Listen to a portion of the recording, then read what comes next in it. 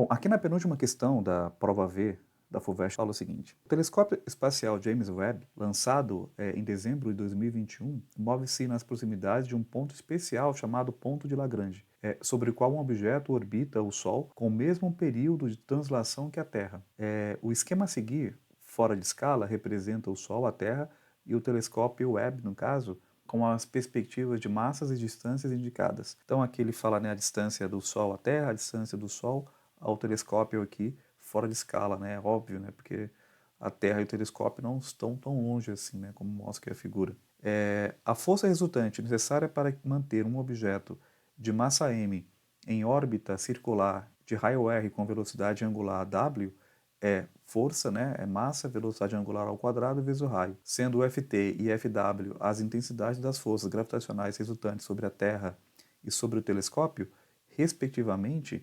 Assinala a alternativa que descreve a razão da força gravitacional do telescópio sobre a força gravitacional da Terra. Então ele quer uma relação.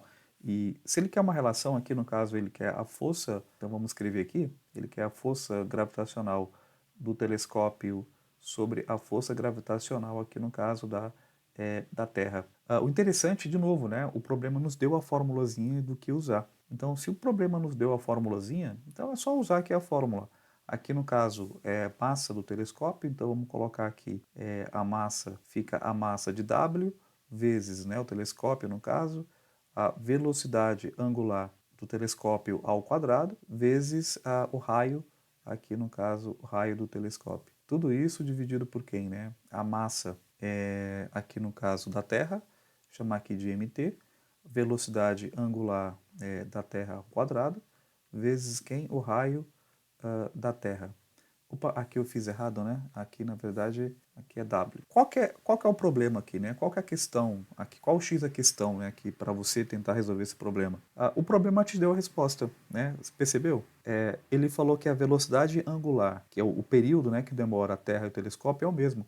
Se o tempo, né, o período de translação da Terra é o mesmo que o telescópio, significa que a velocidade angular da Terra e do telescópio é a mesma.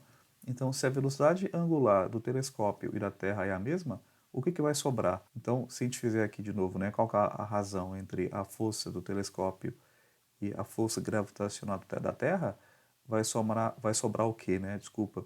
É massa do telescópio vezes o raio do telescópio dividido pela massa da Terra vezes o raio da Terra. Essa é a resposta e vamos tentar aqui encontrar, aqui no caso, né, o cuidado aqui, o item A aparece, né, mas aqui não é raio da Terra, né, então aqui qual que é a alternativa? Alternativa C, né, então alternativa C a gente tem a massa, massa W, o raio do W, massa da Terra, ou seja, né, então probleminha simples, onde um problema que exigia que você só soubesse ou lembrasse que se o tempo é o mesmo, a velocidade angular de órbita, no caso, é a mesma, né? Ele percorre o mesmo ângulo, se é o mesmo tempo, então corta aqui a velocidade angular e sobra o resto aqui, ou seja, a alternativa C, uma questão tranquilinha, né?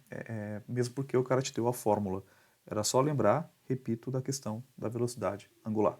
Se está gostando aqui da explicação, se está gostando aqui do vídeo, se inscreve aqui no canal que a gente vai propor, vai dar aí para vocês muito mais conteúdo relevante aí para você entender um pouco mais de física. Bacana?